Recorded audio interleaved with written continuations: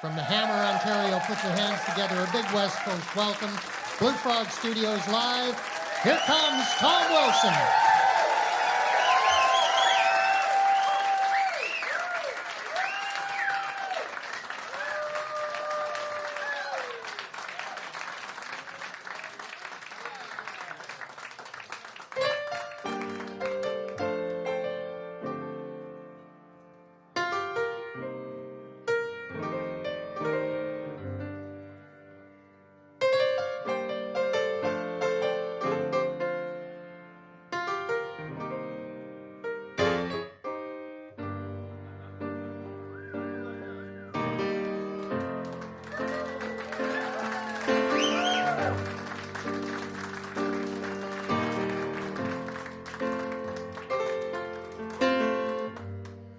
My name is Thomas George Lazar.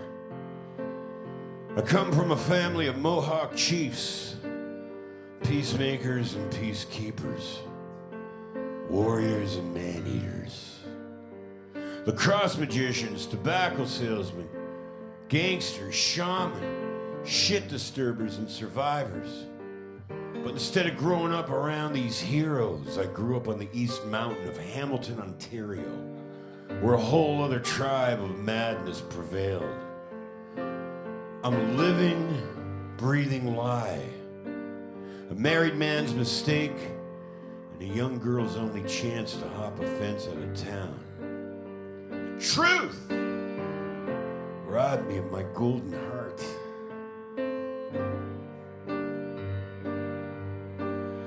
That's so low, did you leave town?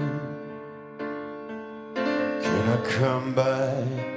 Can we get low down? I always told the truth, but for you I'd lie. I can't own you, but I'd love to try. How does it feel to be lying by yourself?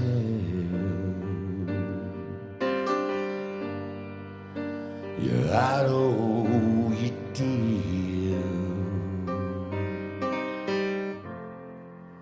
Tell me, how does it feel?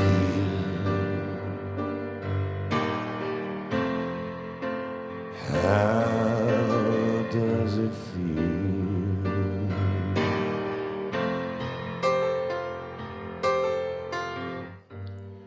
The truth is a constant seeker, a warrior with the tenacity of a traveling salesman, knocking on every door, looking to make its heavy-hearted delivery to exactly the right person. When I was small, the truth was whispered around my kitchen table as I peered out between the bars of my wooden playpen, staring at the shadows of my ancestors sitting there in the dull glare of Bakelite lamps. The truth disguised itself to me. Sometimes I'd imagine that it was an alien landing saucers in my backyard, right out my bedroom window. And once, when I got my tonsils out, the truth appeared to me in chloroform hallucinations, druggy, dreamy, lost information that bobbed and weaved and staggered its way to my bedside like a drunken father on his way home from the bars. Let me put some sugar where they put salt. The mistakes you made aren't all your fault. Let me seal your scars and ease your mind. Turn your deep blue heart into the loving kind. How does it feel to be lying by yourself?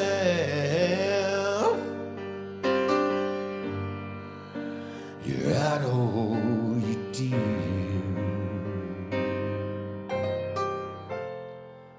Tell me, how does it feel? How does it feel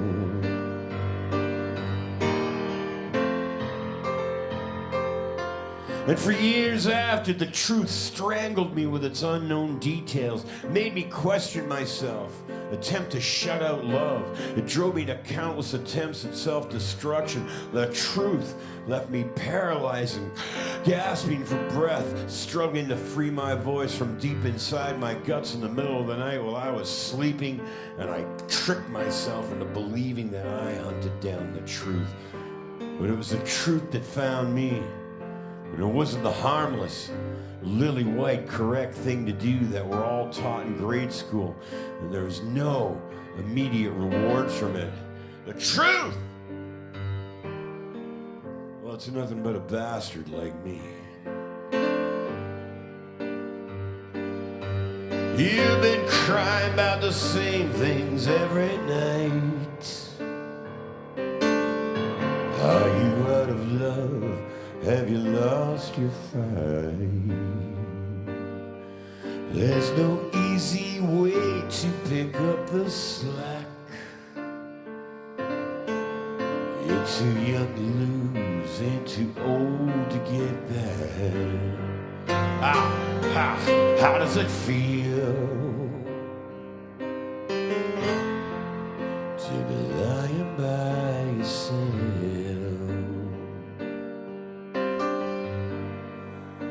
You're out of your deal. Tell me, how does it feel?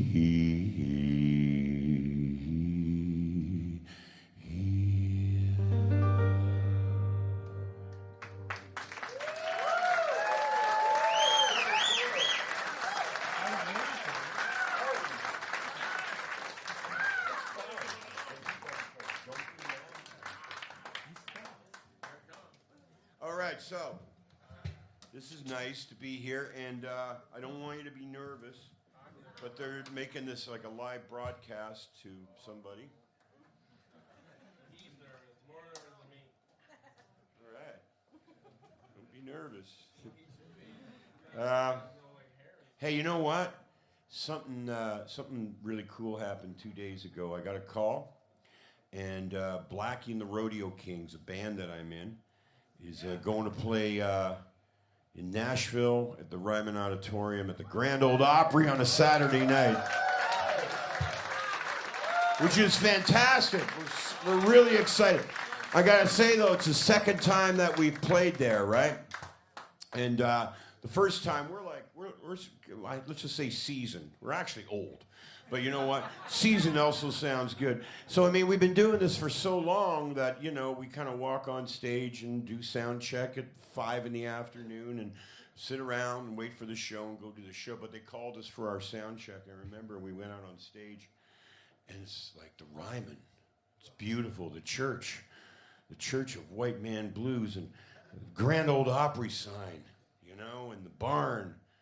And we all kind of had a moment, you know. We all had like very misty moment. It meant a lot to us. I mean, we lose so much testosterone every day that we cry regularly anyways, right? But this was actually even meant more to us. And when I went out on stage, you know, they've got, when you get to play the Grand Ole Opry, and I know you're all going to be able to do that pretty soon, they cut out the center of the stage so that where Hank Williams used to stand, right? It's like, oh my God, you know, the greatest North American poet stood right there. And I didn't get to stand there. I actually have to stand over there, and Blackie and the Rodeo King. Stephen Fearing actually stands right here. And he was kind of like holding the fort, and I didn't really, you know, I love Stephen, he's a brother, but I was thinking, well, I kind of want to stand in the Hank Williams spot too. So I kind of moseyed over, right? Like I was going to get in on the microphone and sing with him, and that we could like kind of share Hank Williams' spot together. And, wow, wouldn't that be cool, Stephen? But as I was approaching him, he was like looking out of the corner of his eye, right? Like, what the fuck do you want, man? And as I got closer, he said out of the corner of his mouth so nobody could hear, "Get out of the star circle." It was rather demoralizing. Anyways, here's the song that we did that night.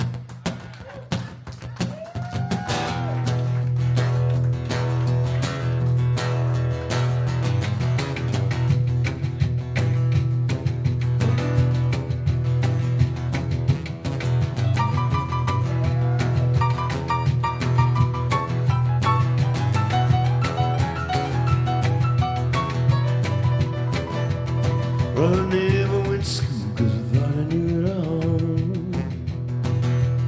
Now I'm learning my lesson in the juvie hall. I never went to work, I never knew what for. And now my life's up some way on the factory floor. 'Cause I bet it away with the dice I roll. Gotta stay hungry if I wanna get more. It's easy come and easy go. Now I gotta stay young if I wanna get old. Gotta stay young if I wanna get old.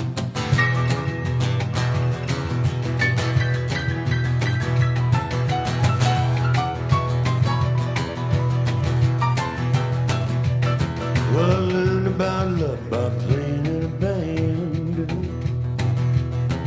I thought I had good to one-night stands. I was young and fast like a river song. No rearview mirror showing where I've gone. 'Cause I bet away with the dice I roll. Gotta stay hungry, I wanna get more.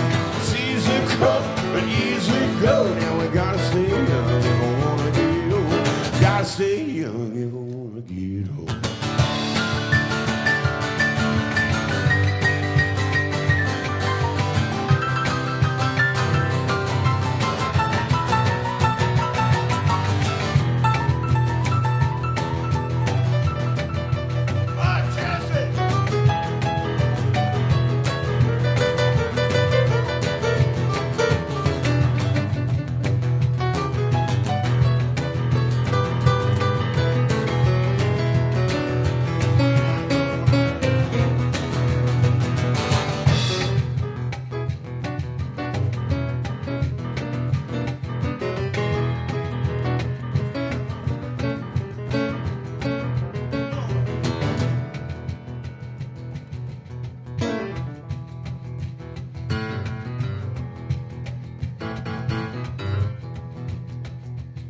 Every night I go to sleep wondering where I've been.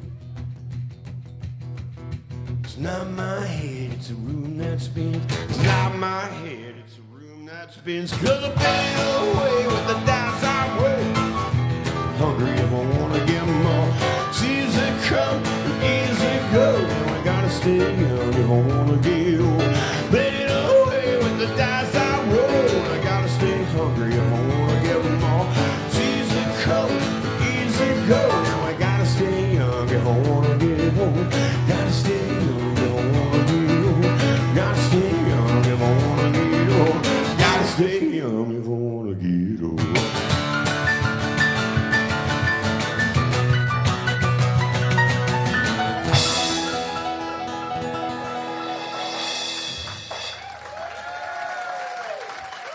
Ray Ferrugia on percussion. Jesse O'Brien on piano. Good job. When I was 18, I was trying to, try to figure stuff out when we were young men, and I was out there playing gigs, doing folk music. 18 years old, discovering the world, and right around that time, 18, I had an affair with an older woman, 20 years older than me. She was 38, I was 18. I had an affair with an older woman, and it was fantastic.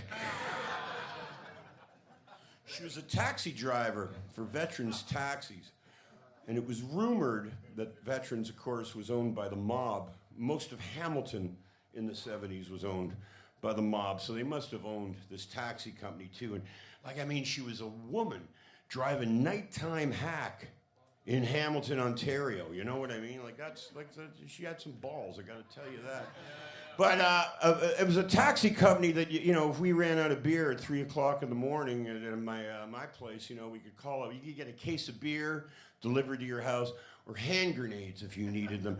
Anything you wanted, you could get delivered. And she was one of those drivers, and she picked me up at the Corktown in Yonge Street in Hamilton. I was living up on the mountain. Instead of driving me home, she took me out to the yard for the Hamilton Brick Factory right across from Gage Park in the East End near the TH&B railway line. And we parked there, and it was fantastic. I was 18, she was 38. There's 20 years between us. I'm 60 years old now. I was thinking of calling her up, you know.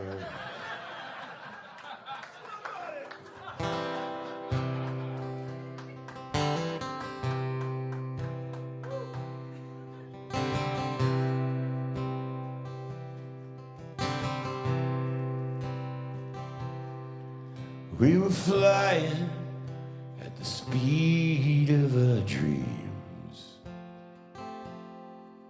in a parked car, love served on a spoon. You're in the front seat, leaving footprints on the dashboard. We were young, with nothing to lose. You firecracker, firecracker, you.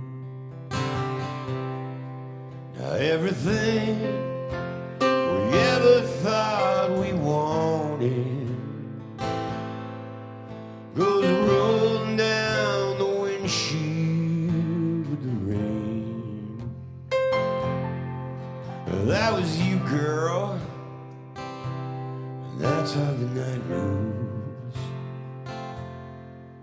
That was me, lighting up your fuse. You firecracker, firecracker, you.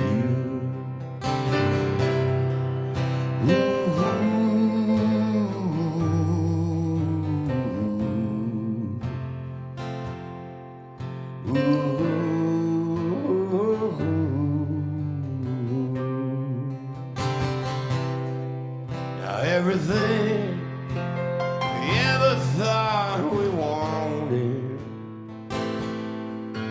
goes rolling down the windshields with the rain. That was you, girl, and that's how the night moves. That was me, lighting up your fuse. You firecracker, firecracker, you.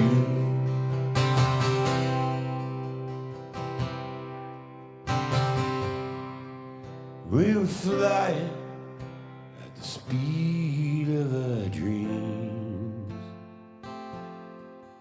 in a parked car where love served on a spoon.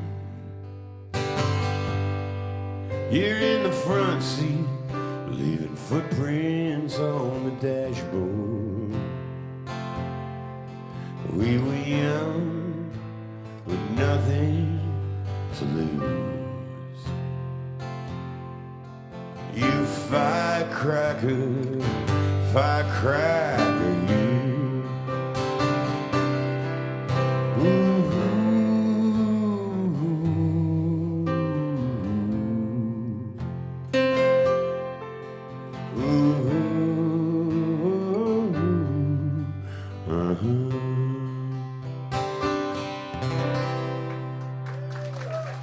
Thank you.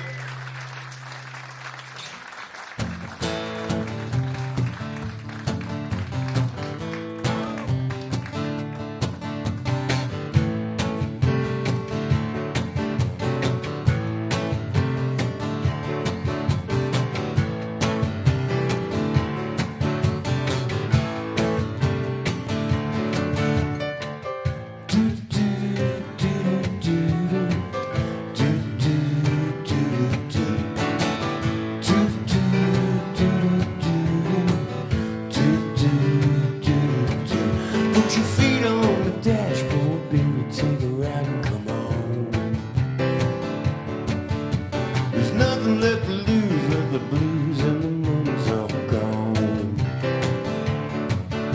When you get back down. I've been waiting for you all night long. I'd like to get you back, but you're 40 light years away. I'd like to take you home, but you're 40 light years away.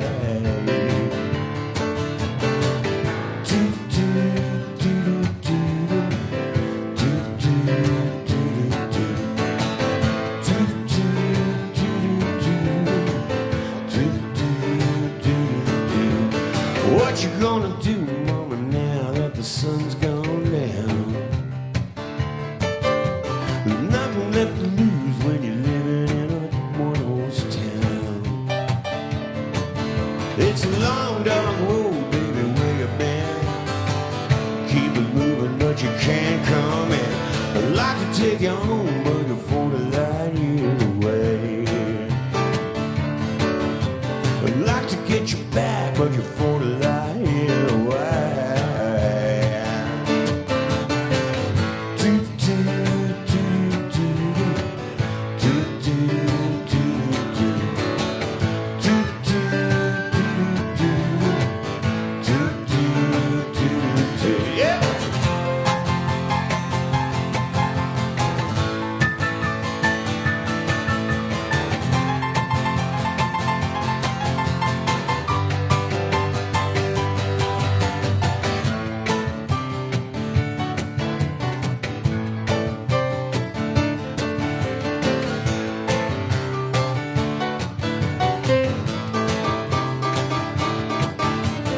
Women come and go, come and get around on that lawn. Buffalo girls gonna burn the dance floor down, way down. It's a long, dark road, baby, where you're bound. You keep it moving, but you can't come in. I'd like to take you home, but you're 40 light years away. I'd like to get you back, but you're 40 light.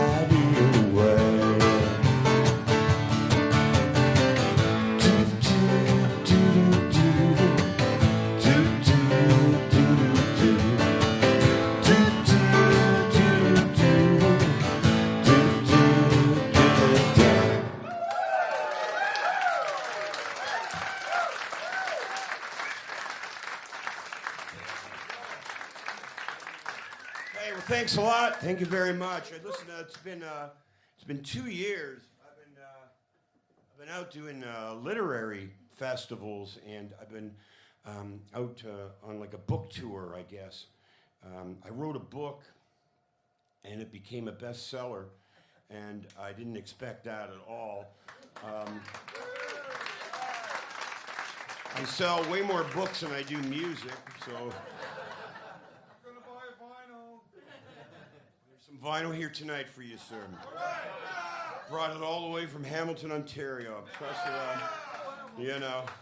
Hey, so in doing all this reading, you know, it's been actually just over 2 years that I started reading in public, and I have to admit that it's very difficult for me because I'm dyslexic, right? So it seems that I can write the books, I just can't read them, you know.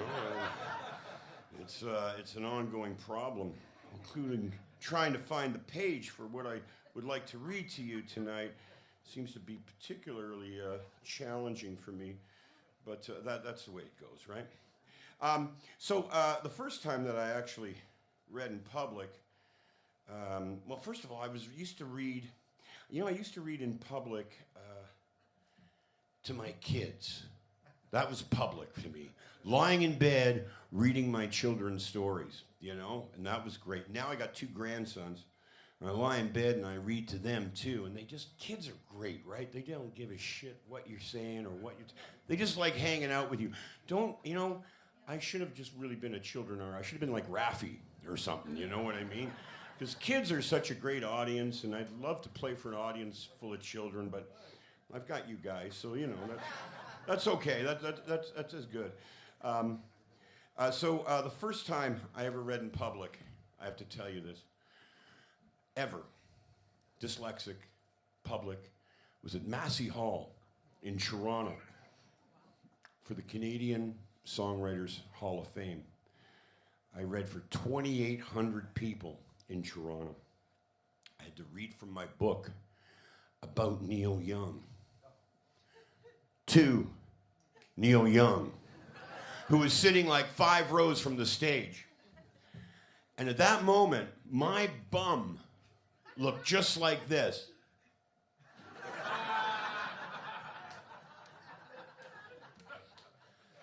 After the show, they had like kind of like a fancy party with all the, you know, corporate sponsors and all the kind of, fancy people. And I've been so used to getting, in fights and kicked out of those places.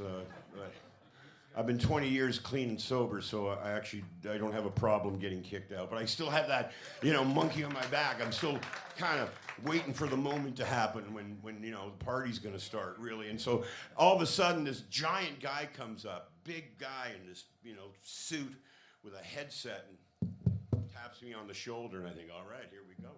This is going to hurt. I'm 60 years old, but here we go. And he says, Mr. Wilson. I said, yes. He says, Mr. Young would like to meet you and thank you for your reading tonight. I was like... So I strutted through that party like I was quite something. That's right. Neil Young wants to talk to me. I'm the guy.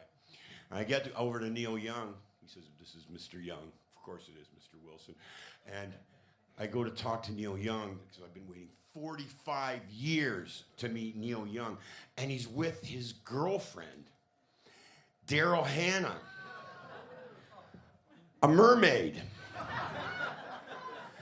And suddenly, I don't care about Neil Young at all. And I say to Daryl Hannah, I've been thinking about you constantly since 1981.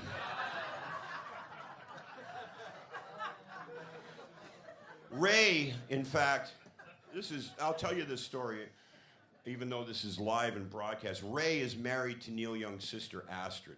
They've been happily married for getting over 10 years now. Wonderful couple, totally in love. And so Ray has got Neil Young as a brother-in-law, to which we wrote a song.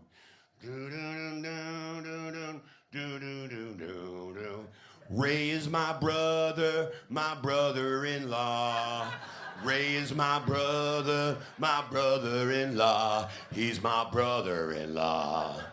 Do-do-do-do-do-do-do-do-do. And then the next verse kind of goes like, Ray is my brother in... So you get the idea. Here's the thing about Ray, who's my oldest friend. Ray is the only person on the planet that I know who has never owned a Neil Young record.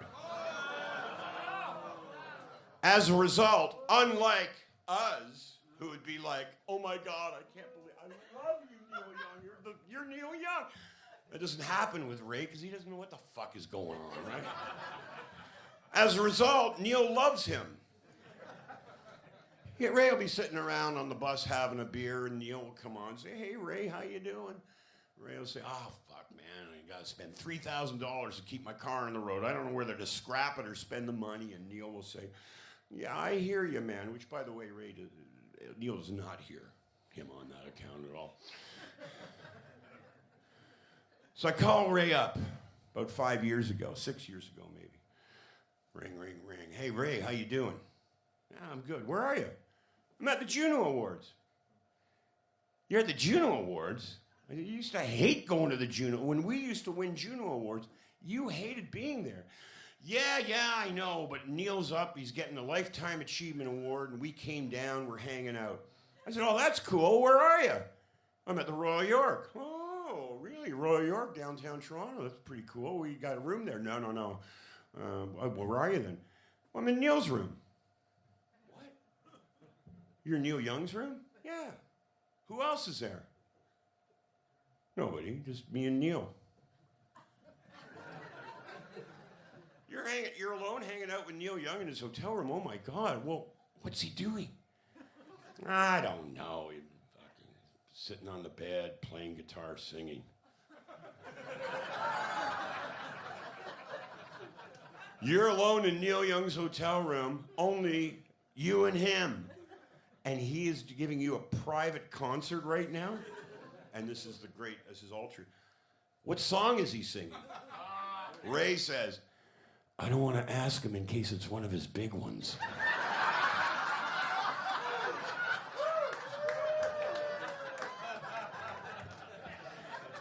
So now we're gonna do a little reading. I'm really happy. You know what? This feels great in here, by the way, folks. You know. You guys, this is first of all, I'm going to just say that this is a gift to this community to have this cool venue. And I'm glad you guys use it. It's really great. So now we're going to do a little reading. Jesse O'Brien on piano.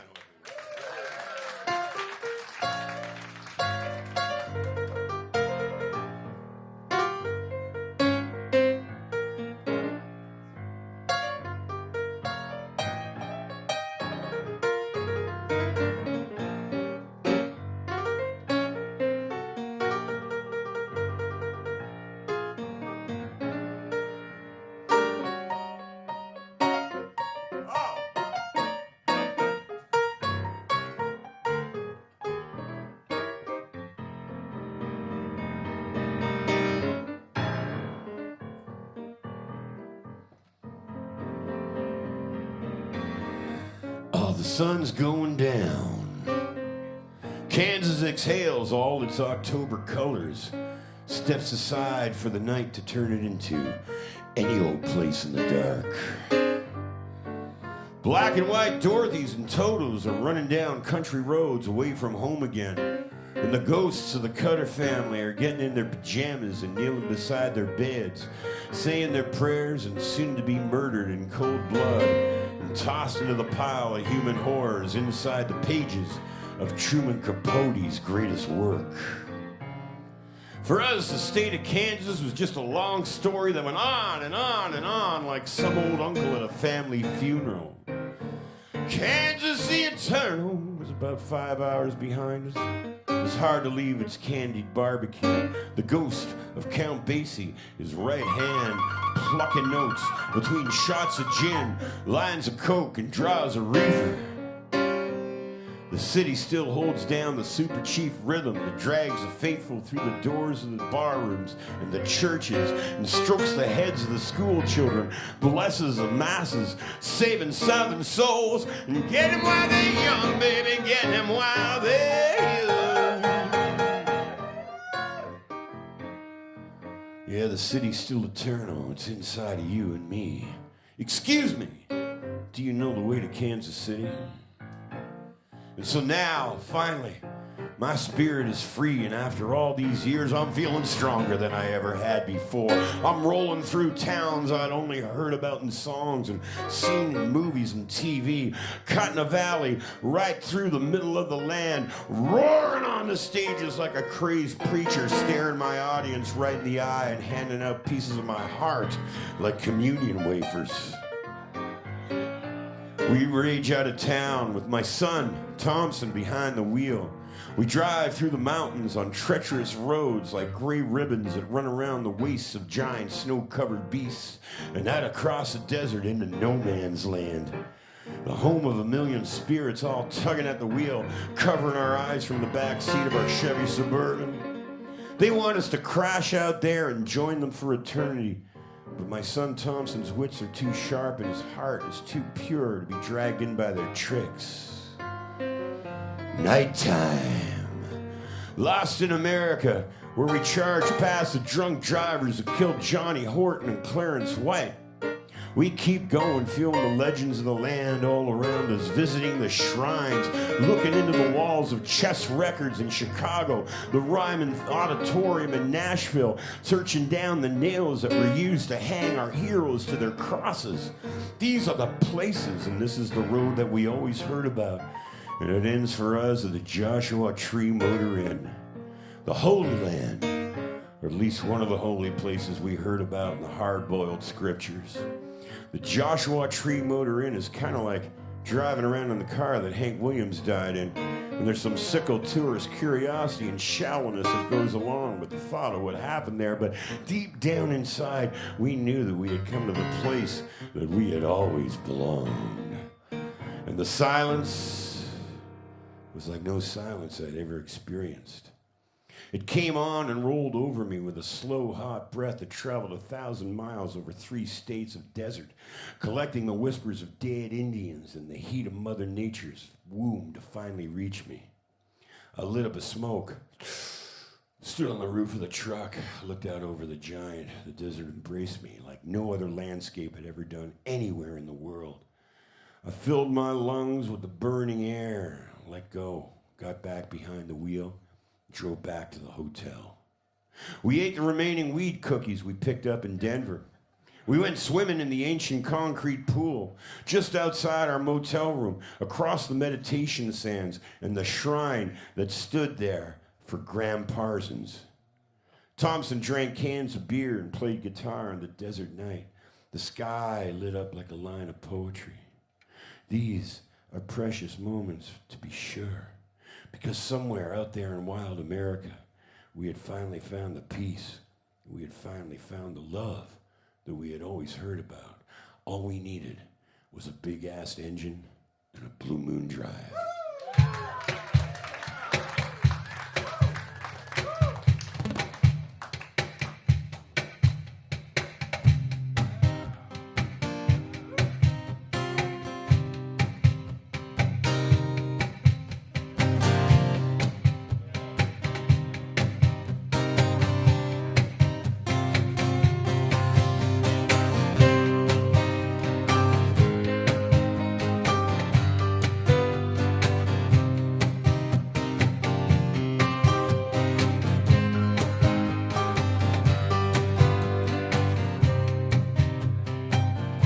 Every stranger has a home, like a ghost in passing chrome.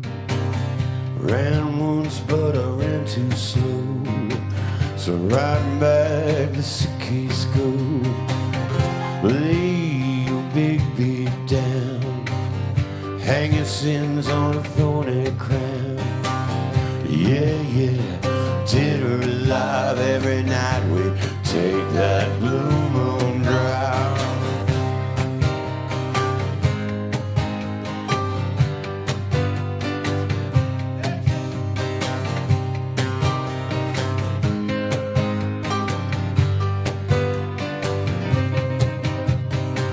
I saw an angel on the side of the road, so keep your faith and tug along.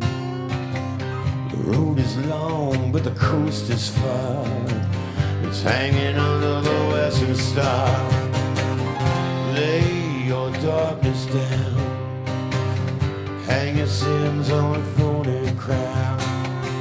Yeah, yeah, dead or alive, every night we take that blue moon drive. Yeah, yeah, dead or alive, every night we take that blue moon drive.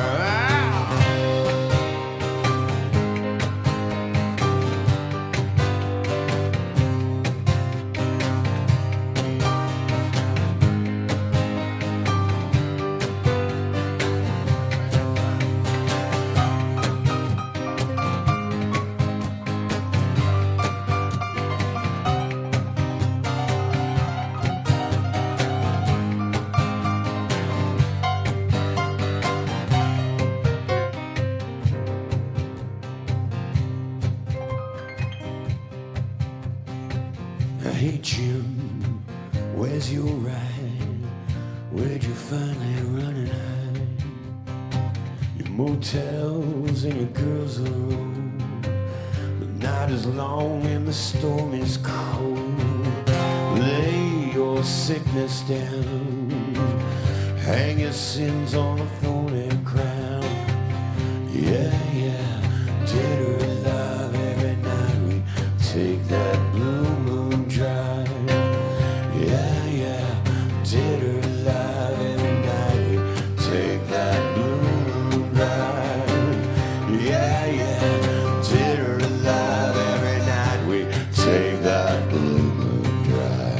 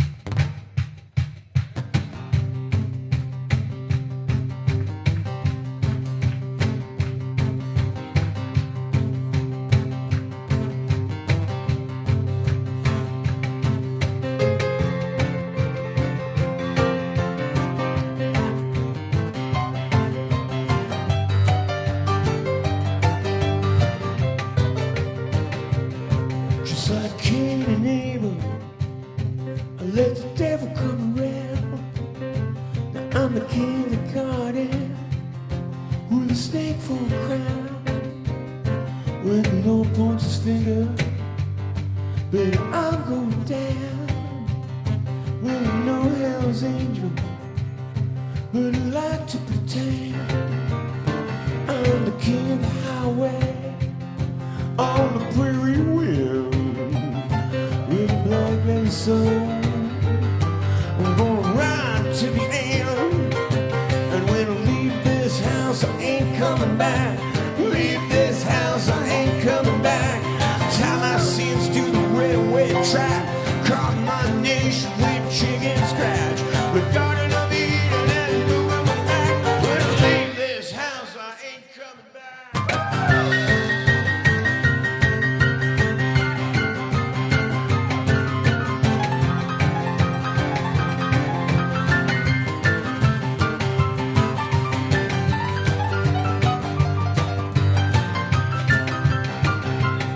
Well, hey now, mama, don't let your milk dry up. I'm a hungry child with an empty cup. You can't feed that baby when you're all shook up. And when I leave this house, I ain't coming back. Leave this house, I ain't coming back. Tie my sins to the railway track, carve my nation with chicken scratch. The Garden of Eden is moving my back. When I leave this house, I ain't coming back.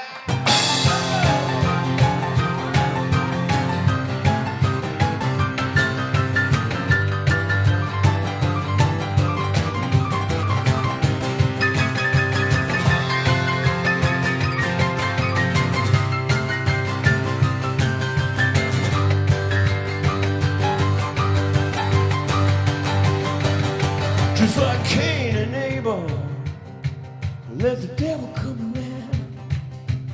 I'm the king of the garden with a snake for a crown. When the Lord points his finger, baby, I'm going down. Leave this house, I ain't coming back. Leave this house, I ain't coming back. Tell my sins to the railway track, cut my nation with chicken scratch. The Garden of Eden and moving my back. When I leave this house, I ain't coming back. When I leave this house, I ain't coming back. Leave this house, I ain't coming back. Tell my sins to the railway track, cut my nation with chicken scratch. The Garden of Eden and I'm on my back. When I leave this house, I ain't coming back.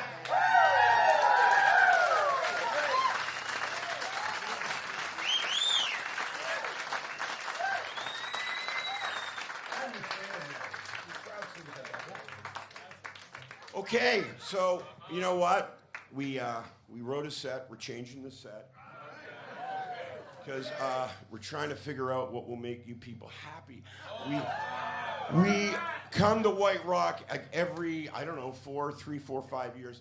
But while we're away, we're always thinking about it. Just like Daryl Hannah, you got under our skin. You know what? We call White Rock the town of mermaids. I just make shit up. Very good. Yeah, he does. So in the first show, we were thrilled. We didn't know he was here, but you guys probably see him at the grocery store and stuff. But Paul Rogers came to the show, and it was like, oh my God! So hey, what a sweet guy, what a pleasant guy. And he said he really wanted to hear more of my readings, but he's gone. But yeah, man, it was a beautiful thing, and he's a wonderful guy, and his wife is great too. And you should have all been here to hang out with us. We're really out of park. And I said, wait a minute, I got about 80 friends showing up here that you're gonna want to meet. So we're gonna play songs for you, and then we're gonna go back to reading and telling some stories and stuff. But we just figured let's settle into this groove. Okay, these are songs I wrote, and I hope you still like them.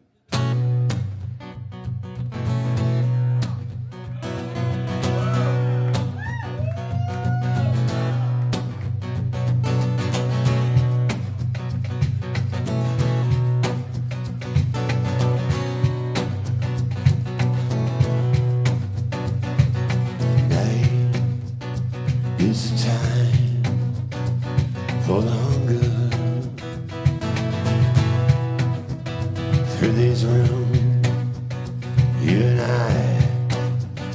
we have wandered too hard, all about the year. I'll wait too hard to labor, and I count my fear. Soon the angels will unlock the sun.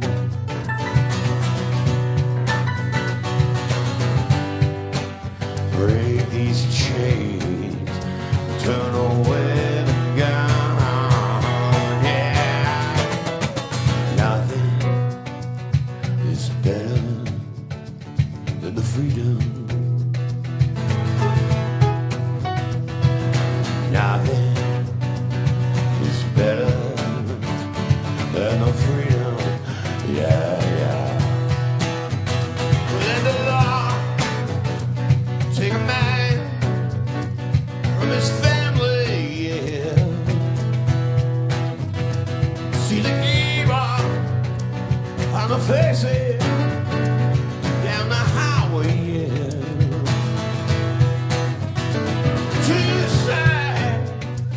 Too sad, living all alone. I must crawl through this world on my knees and hide. Soon the angels will lock us out.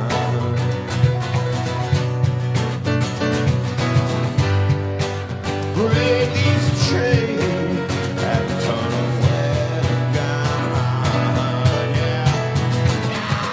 Nothing is better than freedom. Nothing is better than freedom. Yeah.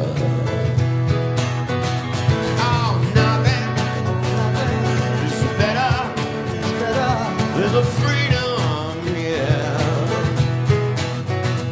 Oh, nothing is better than the freedom. Yeah, yeah, yeah.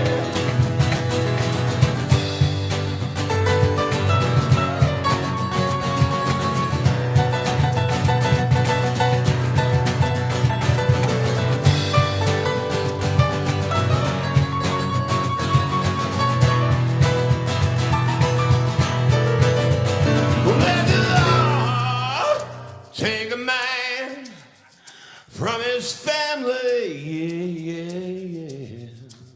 You see the evil on the faces down the highway. Oh, nothing is better than the freedom. Oh, nothing is better than the freedom. Yeah, yeah, yeah. Oh, nothing is better than the freedom. Yeah, yeah. Oh, nothing is better than the freedom. Yeah, yeah. Nothing is better than the freedom. Yeah. Oh, nothing is better than the freedom. Oh, nothing is better than the freedom. Yeah,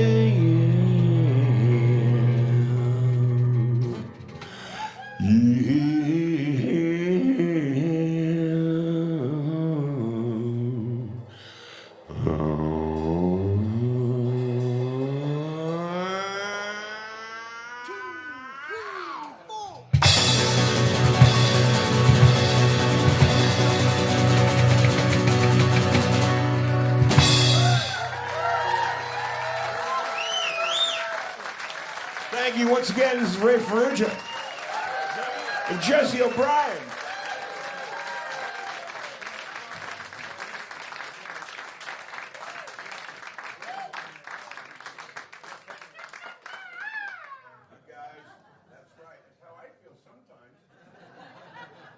Not all the time. I'm glad you're feeling it right now, though, because you know what? This would be a great house gig. We would love to be here all the time. You guys would get bored with us, but you know what? And we'd probably need a place to live, so we'd probably show up on your lawn and pitch a tent, and there'd be like beer cans and roaches everywhere, and guys would get sick of us. You think we're all fucking, funny and cute and shit. And we'll show up and live with you. Ask our ex-wives. It's not fun. The idea never occurred to me to be able to travel with just a book in my hand and go and speak to people the way I get to in the last 2 years. This book tour and the promotion of this book means I get to speak with a lot of people live, and I just show up and read, and I get to talk and try to reach people and have what I talk about resonate with people, and it's very rewarding for me. And it all started, I don't know if you know this story, I'll tell you this story anyways. I ended up writing this book, right? That's what this is all about right now. And 7 years ago, I'm 60 years old, and nothing to woo about. 7 years ago, I was 53 years old, right? And I'm going out on a speaking tour. I go on speaking tours. I talk about the creative process and economics and now identity. And I go to colleges and universities. That's great because I get to go to universities that never would have had me in their enrollment ever, right? And they pay me a lot of money to do it. It's really great. And I'm going out on one of these 7 years ago, and when you go out on them, they give you a handler, somebody to get you to the airport and get you to their hotel, get you, they take care of you, basically a babysitter. And I get in the back of this limousine in front of my house, and this woman's there, and she goes, "This is so great. I'm so excited to meet you. I'm a fan, and you don't know this, but your family and my family used to be friends." And I said, "I hear that a lot, mainly because of my last name, Wilson." I said, "But in fact, my parents, Bunny and George Wilson, were really old. George Wilson was a tail gunner, a Lancaster bomber. The tail gunner, he was blinded in the Second World War, totally blind. But a tail gunner, man. Now, I don't know if you know, I'm sure you must have an idea that the tail gunner positions in Lancaster and Halifax bombers in the Second World War were known as the suicide seat. The young men, boys that sat there, most of them didn't make it home. George Wilson made it home, totally blind, massive head injury. Bit of a broken man, a lot of drinking going on around the house. Bunny Wilson was really older too. And the only people that ever got into our house that came and visited were relatives that came down from Quebec. So they didn't have any friends in Hamilton, none. And I explained this to this woman, and she says, "Oh, no. My grandmother's name was Mary Brennan. She was friends with Bunny." And I swear to God, I remembered her name. I hadn't heard her name since I was 4 years old, and I remembered Mary Brennan. Oh, my God. And she said, "My mother's name was Suzanne Brennan." I said, "Your mother was my only babysitter when I was really young." And my heart broke open, because I didn't think Bunny Wilson had any friends, and here she is having this friend, Mary Brennan. I was in love with that moment. And then she said, "Yes, in fact, my grandmother was so close with Bunny that she was with her the day you were adopted." And I said, "What?" So that started a 7-year journey, folks. A 7-year journey of discovery and identity. Up to that point, I didn't, no idea about this. And during that 7 years, the woman who's acted as my cousin my entire life, she's acted as the matriarch of our family, Cousin Janie. She's on the cover of the paperback book with me. I'm driving her home from one of the kids' birthday parties because she's there for Thanksgiving and Christmas and my kids' birthday parties, my grandkids. One of my grandkids have a birthday shortly after I discover this, and I'm driving her home.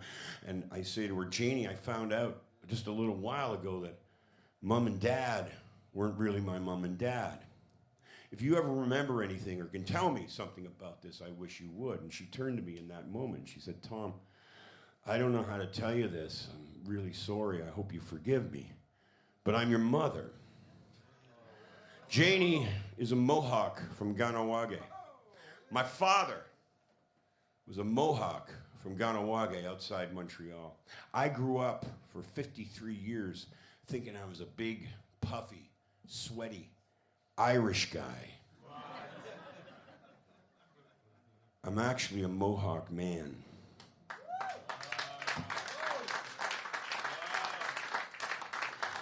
I also grew up an only child, and I met 6 of my possible 12 brothers and sisters over the last 3 years. So I told this story, just like I told to you. I had to go on a TV radio show, actually, called Definitely Not the Opera on CBC. Maybe some of you know that show. Anyways, it's a storyteller show, right? And they had me on because they think I'm a storyteller, and they don't tell you what the theme is going to be for the day. They just bring you on, and I'm sitting there at the table, and Suki and Lee is there, and there's a table, and I'm on the other side. And she goes, welcome to CBC's Definitely Not the Opera. Today on our show, we have Tom Wilson, and the story that you have to tell is about a stranger that you meet that changes your life. So I told this story in greater detail on CBC Radio in that moment. Told this story about identity and adoption and the massive secret that had been in my family. Actually, not even to my family, the massive secret that had been on me for 53 years. I tell it on CBC Radio to millions of, well, wait, CBC, hundreds of people. And after the show, I walk out on the front street, and I swear to God, I'm having an anxiety attack. I can hardly breathe. I can't believe that I've told this massive secret within my family that was kept from me to all those people. And I gather myself, and I get on the GO train, go back to Hamilton. About a week later, I get a phone call, ring, ring. Hello, this is Tom Wilson. Yes, it is.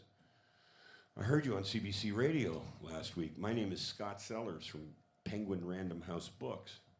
Have you ever thought about writing a book? I said, fuck no, that sounds like way too much work. And he said, well, will you come in for a meeting? I said, yes, I'm a musician. I don't do anything. I have nothing to do. Of course I'll come in for a meeting. So I go into this meeting. By this time, it's around January, right? It's Toronto. I got my big parka on. I'm going to the Penguin Random House. It's beautiful glass and all those Penguin classic book covers all over the place.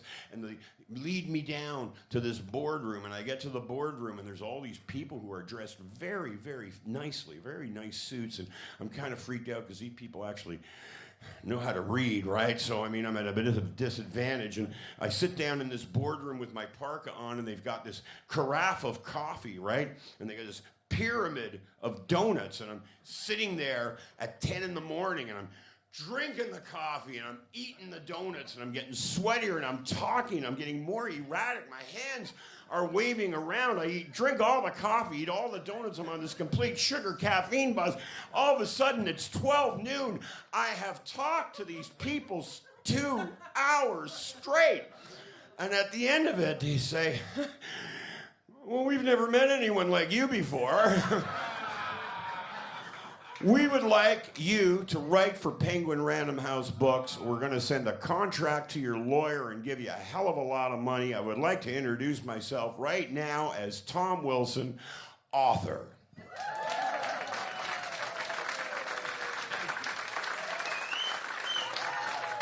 Which is really fantastic, because I mostly went to high school to sell weed to other students, right? And you know, when you're 14 years old, you're in about grade 10, right? 14 years old, the world is opening up to you. You can actually feel the world around you, and the world around you is inviting you in, and you feel the power that you actually have as a human being and a placement, and starting to feel confidence. 14 years old, and I'm in the English class, and knock comes to the door. It's the head of the English department, right? Tom Wilson, come with me to the office. Like, oh, fuck, here we go. So down to the office I go. I get to the office, and she has all of the guidance counselors there. She has the principal and the vice principal, and she's even dragged Bunny and George Wilson out of the house, and they're sitting there too. And I'm standing there in front of these people, and she goes, this student, Tom Wilson, has no grasp of the English language. We're suspecting that he reads at about a grade 4 level. His creative writing is so abstract that none of his teachers know what he's writing about. He's making up weird stuff that we don't understand. It's our recommendation today that he leave the English department, and our greater recommendation is that he leave school altogether because he doesn't belong here, and he maybe get a job somewhere as a laborer in the workforce. So at this time, I would like to thank that teacher. Right now. So in 2 years, all these radio interviews, all these live shows, so many interviews, and people have asked me respectfully, so Tom, how does it feel to be a Mohawk? They asked me that question like I just hopped a fence and landed in a reserve. I'm just shaking hands with a culture I've been introduced to. So Tom, how does it feel to be a Mohawk? I come from 7 generations of iron workers, the men who built North America into the sky, New York, Detroit, Chicago, Pittsburgh. You know what? That's right, high steel. Yeah, that's absolutely right. You're right, sir. Thank you for that. In fact, if you go to any home in Ganawage, you'll either see a photograph or you'll see a statue of that famous, that famous picture of those guys eating their lunch 50 stories high, building Rockefeller Center. Because everybody on that reserve, my reserve, the one that I was from originally, they all have somebody in that photograph, either a great uncle, a grandfather, somebody that they're related to in that photograph. I walked into my sister's house, Lynn. Lynn, wow, that's really cool. You got a statue of that famous photograph. And she said, yeah. See the 4th guy in? That's your great-grandfather. I can't even get on a stepladder to change a light bulb. And my great-grandfather was fucking around 50 stories up in the air, eating his lunch, posing for a photograph. So Tom, how does it feel to be a Mohawk? My Uncle Walter was one of the men that built the World Trade Center. He's one of the guys that actually hoisted that antenna into place on top of the World Trade Center. In my family, way before they knew about me or I showed up, they used to call it Uncle Walter's antenna. They always looked at it and said, there's Uncle Walter's antenna. On 9/11, when those towers came to the ground, Uncle Walter sat there crying in front of his TV, watching all those people die and watching those towers and his antenna crumble to the ground. So Tom, how does it feel to be a Mohawk? Also on 9/11, it was my younger brother Kyle, who along with 200 other Mohawks moved into Ground Zero. They were kind of the first of the first responders to tear that debris apart to make way for the firefighters to get in and do their job. And while he was down there in that fiery hell, he saw something that looked like a rocket lying sideways in the debris. And as he stared at it, he realized that he was looking at Uncle Walter's antenna. When he got a break in the action, Kyle went back to Quebec. He cleansed himself with tobacco water because he knew that he was carrying all the souls of the people who died there. So Tom, how does it feel to be a Mohawk? During the Oka crisis, 1991, I was at home, Barnesdale Boulevard, east end of Hamilton, Ontario. I was watching the Oka crisis on the National, listening to it on CBC Radio, reading about it in the Globe and Mail. My blood was on fire. I didn't know why, but I was safe in Hamilton. My 2 brothers, on the other hand, were sitting at their kitchen table, filling out their wills, going to fight a war that they didn't think they were coming home from. So Tom, How does it feel to be a Mohawk? I can't get there the way my brothers and sisters and my ancestors did. As I said, I'm shaking hands with a culture I've just been introduced to. But I believe if I have 10 or 15 or 20 years left on this planet, my job is to bring my culture back into the light. It's to show respect and honor to the Mohawk Nation. And through my art, through the next book that I'm writing, and through my music, I hope to bring a better understanding about where I'm from, my identity, and my job is really to work with the most incredible country in the world and shorten that gap between the indigenous world and the colonial world, because we deserve to love one another. So Tom, how does it feel to be a Mohawk?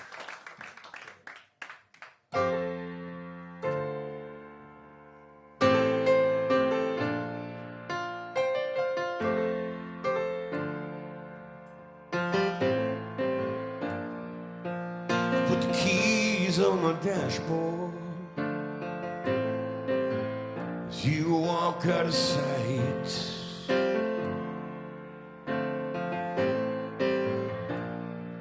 And then I stand there dreaming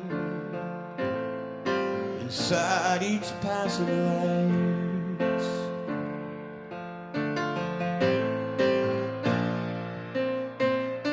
Now every night as the sun goes down, the memory drags my heart around. Every night as the sun goes down. Oh, mama, shine on me, 'cause it's so dark and I can't see. The night's my hunger, my lonesome train. So just give me some light to ease my pain. Yeah, yeah, yeah. Give me some light to ease my pain.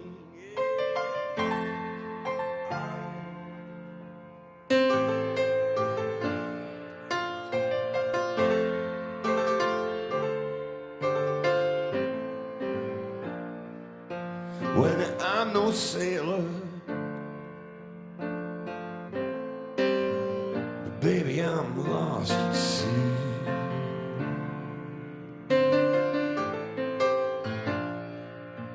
Just a poor, poor boy, a rusted LTD, yeah, yeah. Every night as the sun goes down, a memory drags my heart around. Every night as the sun goes down. Oh, mama, shine on me, 'cause it's so dark and I can't see. The night's my hunger, my lonesome train. So just give me some light to ease my pain. Yeah, yeah, yeah. Give me some light to ease my pain. Parked under your streetlights, and I'm reaching for the stars. You took all my diamonds, you left me with the scars. Oh, mama, shine on me, 'cause it's so dark and I can't see. The night's my hunger, my lonesome train. me some light to ease my pain. Yeah, yeah, yeah. Give me some light to ease my pain.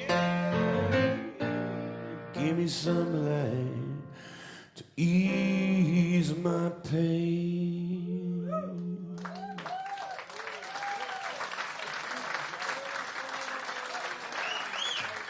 Thank you. Well, we've been the last couple of nights. So what happened was we were in Edmonton on Wednesday, and then I flew last night to Toronto to do the Canadian Songwriters Hall of Fame with Maestro Fresh West and Tom Cochrane and A Foot in Cold Water. And you know what? I'm going to tell you, those guys, they're getting up there. A couple of them are dead. That singer, when he sang, "In the Morning Light," I said to him, I felt like I was back at my high school when you played there, man. They were so good. And also, you know what? A band I didn't pay a lot of attention to, but that I'm friends with, the Parachute Club. Oh man, they threw down Rise Up, Rise Up. It was a beautiful night. So then I flew there for one night, and then after the show I got on a plane and flew to Vancouver, and so I'm just kind of fucked up, right? We're going to... Join the crowd. What's that? Join the crowd. Okay, good. I'm in the right place, thank you. So now we're just going to do whatever we want, and hope you enjoy it. It's called I Can't Stand It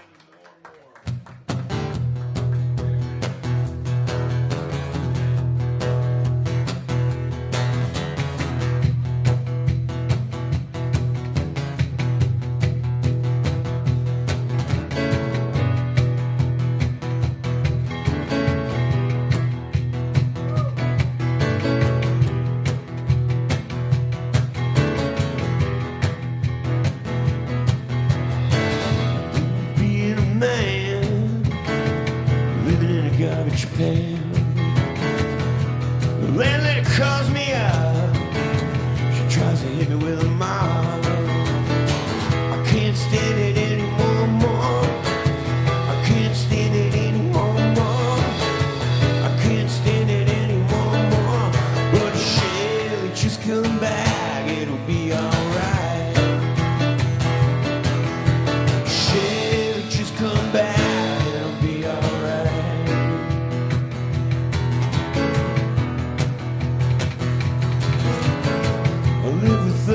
Dead cat, the blue dog that was bad.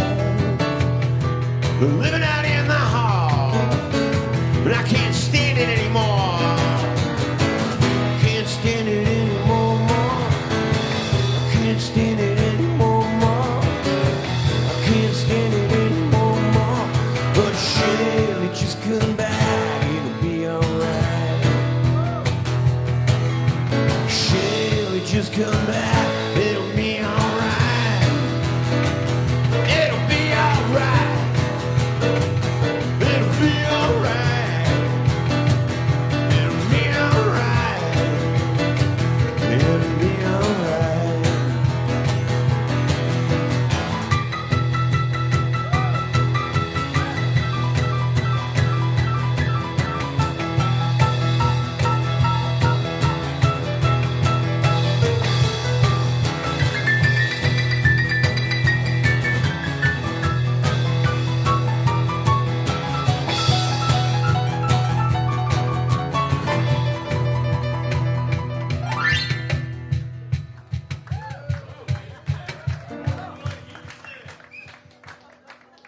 Did you hear that?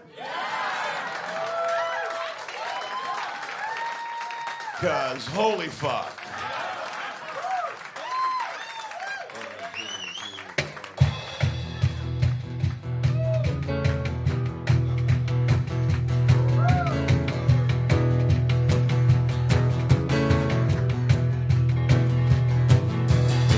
It's hard being a man, living in a garbage pail.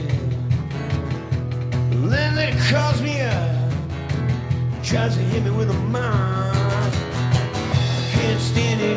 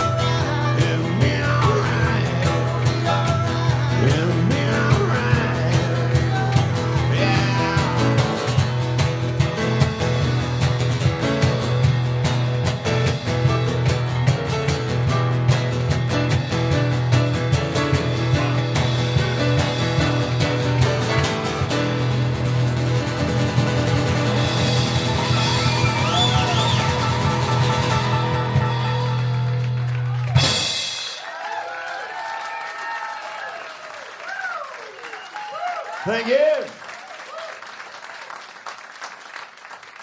This is the part of the show where the band hates me, and it's a big mistake on my part. I usually just say, "Is there anything you want to hear except Freebird?" And sometimes, what's that? Oh, Wow. Okay. Jesus. Wow. You know what? What? You know, I owe you a drink. I don't drink, but I will live through you tonight. When we finish this show, I'm buying you a drink for coming up with that one. Except for the title, I don't remember any of it. I've heard it before. I don't know if I can play it, but I've heard it. Garbage night. It's garbage. No, Oh, I'm not. I'm not. I just want to see if I remember it. Yeah, you want that? Okay, we'll do that. We'll do that. You know what? We haven't done this song as this configuration, but okay, yeah. Let me figure All it right. out. We could do this all night. What is your name? Clay. Hey, Clay. Clay. Man, I knew you from Edmonton way back in the 90s. Holy We used shit. to hang out. Yeah, we drank beer together. From Hamilton. Okay, I'm going to sit down now. That's fine. Okay. Everybody, Clay, this is my friend.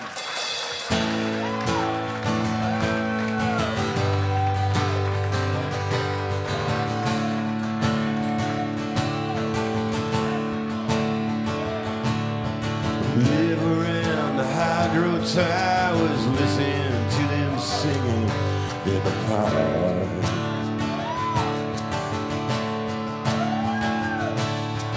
When the clock's too tight and all the radios are glowing in the dark.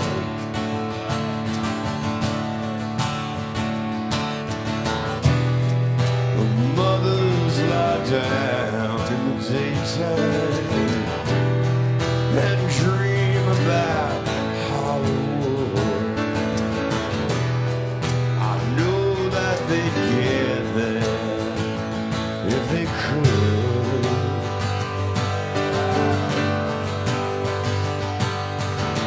It's just a matter of time before we get to shine.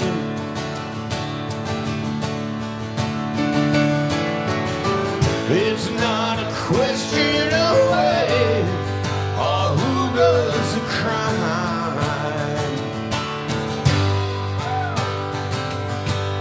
Sure skin and picture windows, sit around cross-legged on the floor.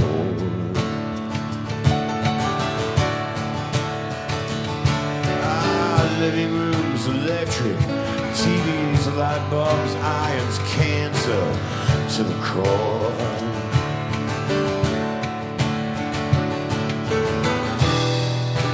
Out in the backyard's waiting. All women in flying saucers under the stars at Powerline.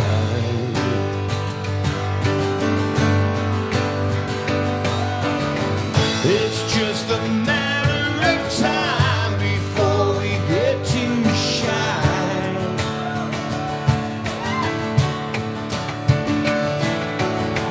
It's not a question of when or who does the crime.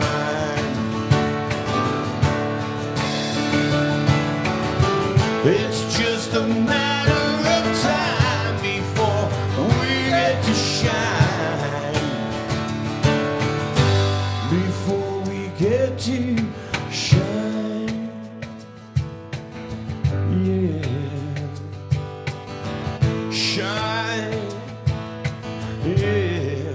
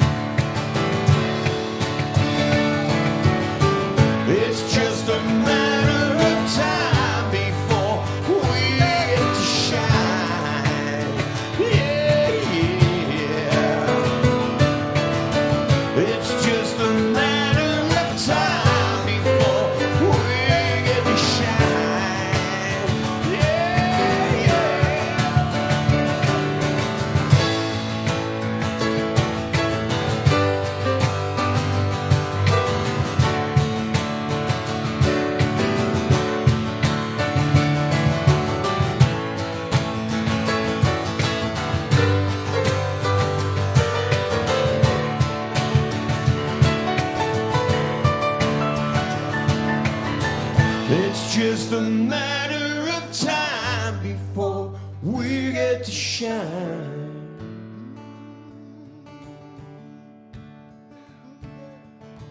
It's just a matter of time before we get to shine.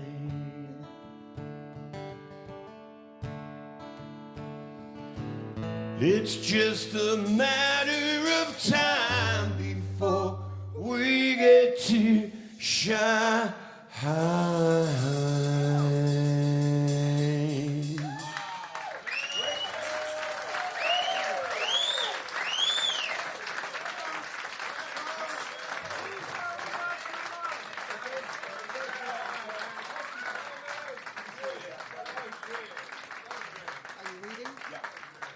Thank you very much.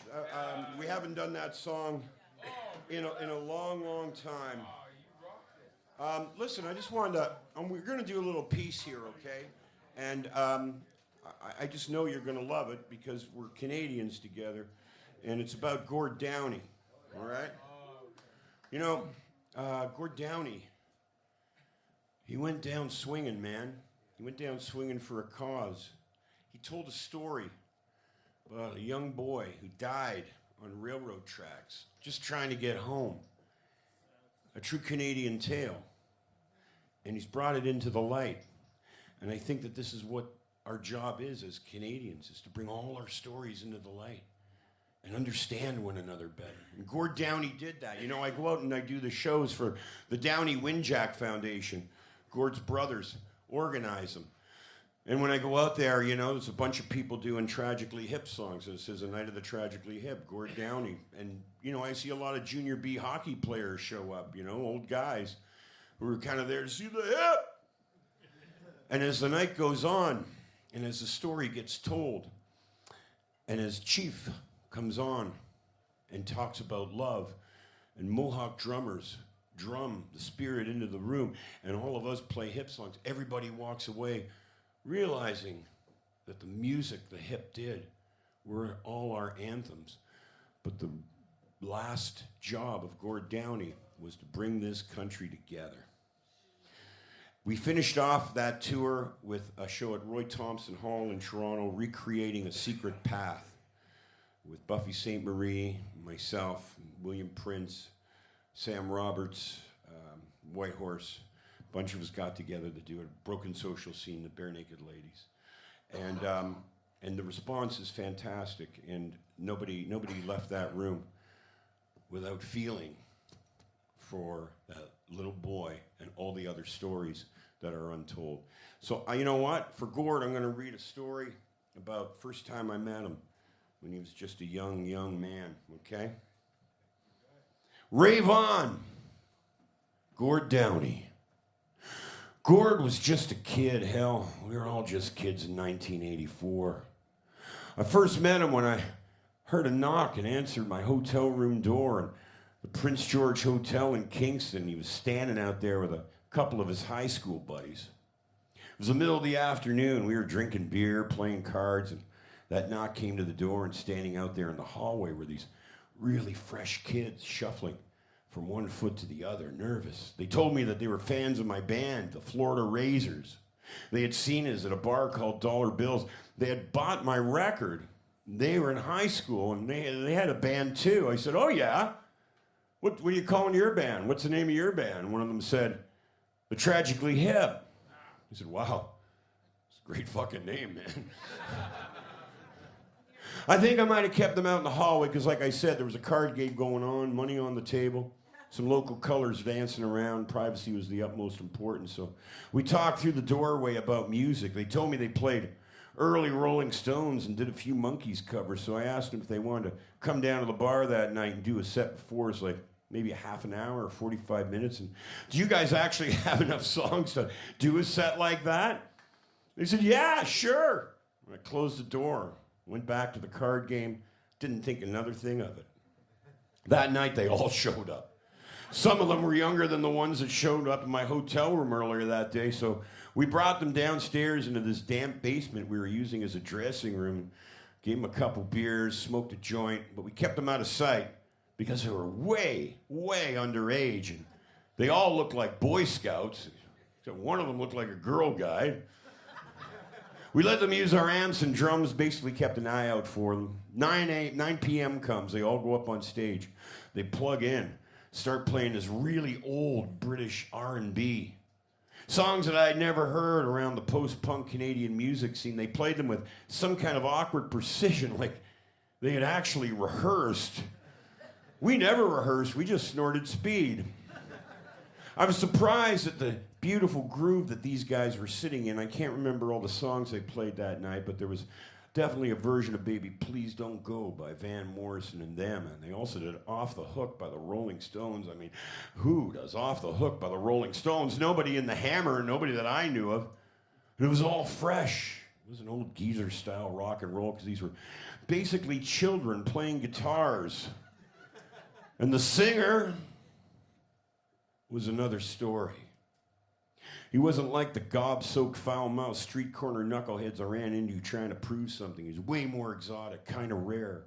Not your average cock-swinging punk frontman. And he really loved singing those songs, I have to tell you, and I thought that he was brave to stand up there in a room full of boozy-faced Princess Street rounders and allow himself to be fully exposed the way he did. He didn't hide behind ego the way so many of us did. And it's like Alex the Large from A Clockwork Orange would have said, it was like a great bird had flown into the room. I think that maybe he was just innocent. He was innocent then, and somehow, to my eyes anyways, he managed to stay that way, because when I think of Gord Downie on that shitty little stage at the Toucan in Kingston, 1984, and I think of him about 4 summers ago, standing on stage with me at the Interstellar Rodeo in Edmonton, I know that I'm looking at the same guy. A lot of us try to cover up who and what we are and what we want to be, but Gord, he acted it all out for us to see. The cells never changed. His innocence stayed intact despite the 33 years between those two performances. And his bravery raves on. He reminded me a bit of Mick Jagger on the Tammy Show back then. He ended up as something that none of us had ever seen before. He was all his own creation. It was compelling and honest, and it was like a live wire that burned a hole into our imaginations and voiced what would be the soundtrack to generations of Canadians. All Canadians who partied in kitchens and parking lots before hockey games. Songs that blasted from car windows and DJ booths everywhere. Who won the Grey Cup in 1996? I have no idea. But if I had to take a guess, I'd say it was Gord Downie and the Tragically Hip.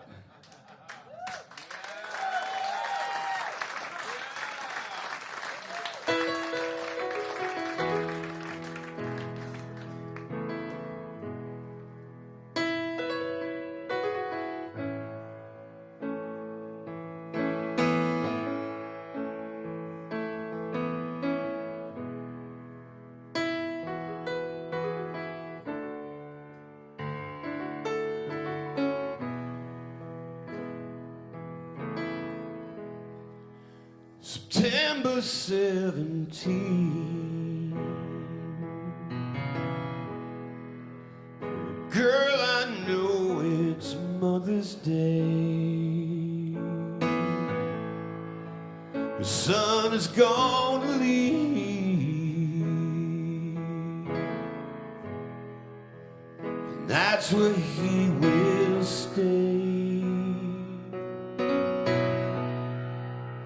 Wind in the weather vane, tear in blue eyes, sailor mean. As Falstaff sings a sorrowful refrain for a boy in Fiddler's Green. His tiny knotted heart, well, I guess it never worked too good. The timber tore apart,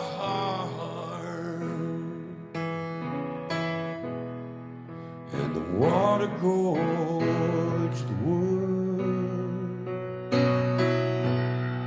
You can hear his whispered prayer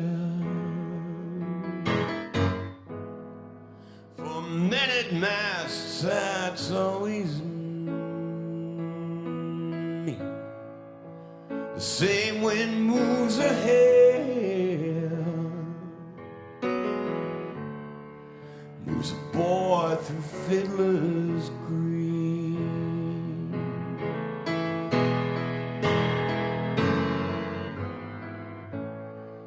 No, nothing changed anyway. No, nothing changed anyway.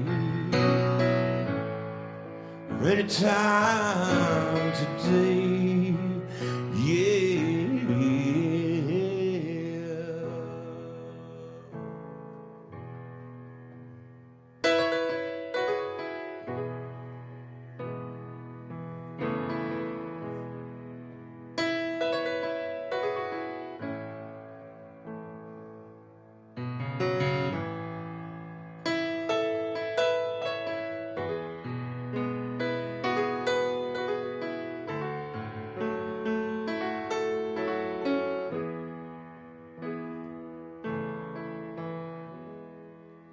He doesn't know a soul, and there's nowhere that he's really been. He won't travel long alone. No, not in Fiddler's Green.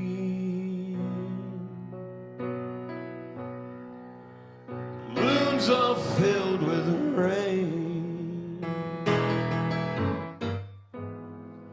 as children's eyes turn sleepy mean, and Falstaff sings a sorrowful refrain. A boy in Fiddler's Green, for a boy in Fiddler's Green. Yeah, yeah, yeah, yeah.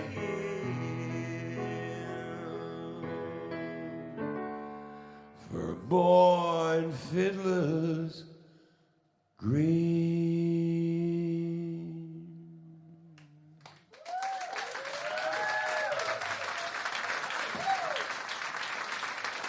Thank you.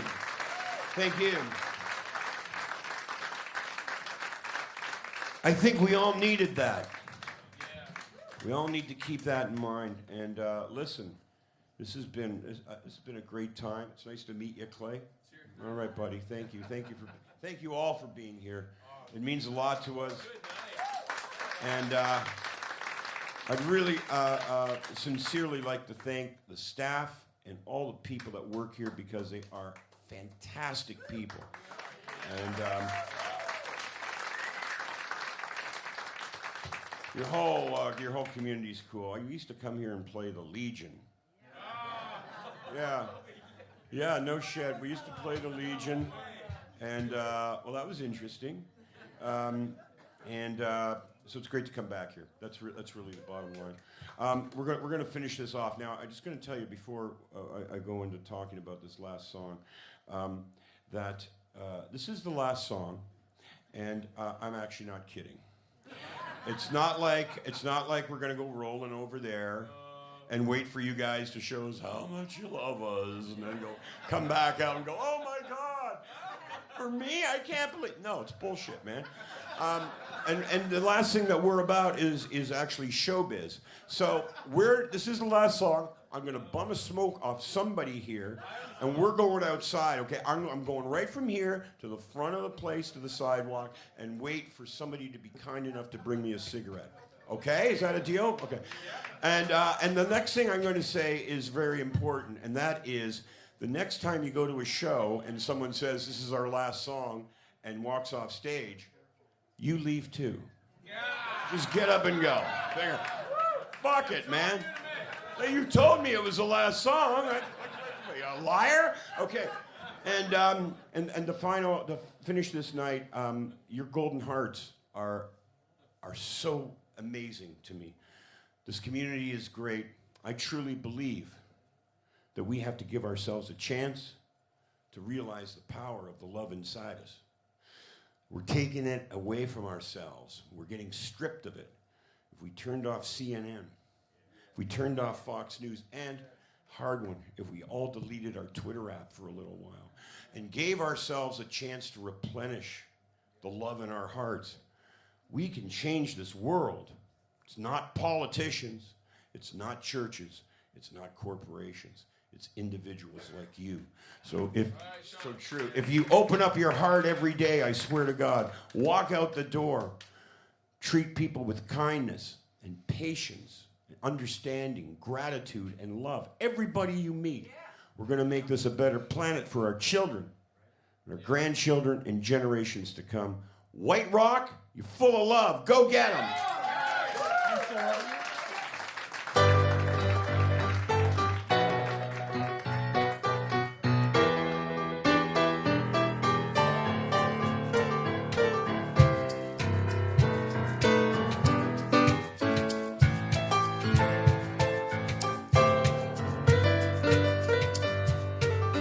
All these words that I wasted on you come back to me, baby, when I'm torn up and blue.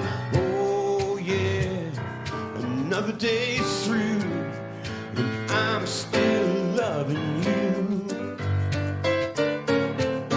World's frozen over, there's dark nights ahead. I pull down the covers and I just stay in bed. Another day's through, and I'm still loving you. Take down the star from your door and turn off your TV. Throw away your ticket, girl. There's nothing left for you to see. Well, I follow the light from under your door, down your hallway where I've been before.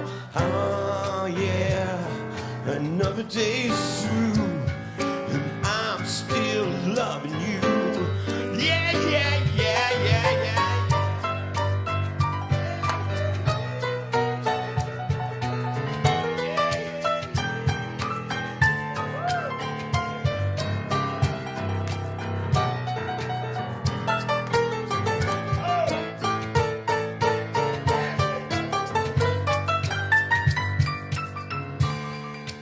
Take down the star from your door and turn off your TV. Throw away your ticket, girl.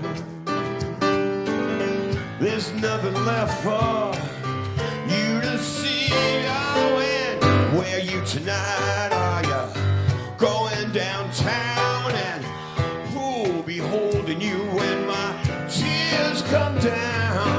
Oh yeah, another day's through and I'm still loving you.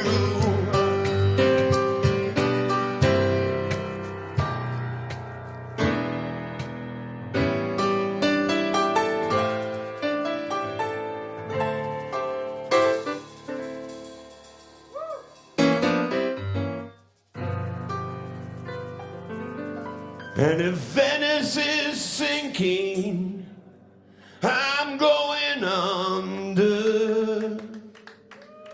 Beauty's religion. Johnny Man, christen me in wonder. Yeah. Thank you.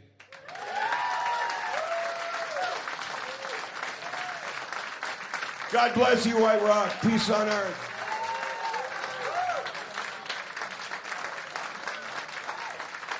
Very nice.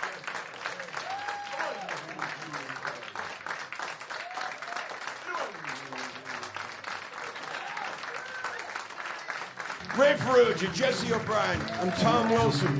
Good night. Put your feet on the dashboard, baby, take a ride and come on. There's nothing left to lose, but the blues and the money's all gone. When you get back down. I've been waiting for you all night long. I'd like to get you back, but you're 40 light years away. I'd like to take you home, but you're 40 light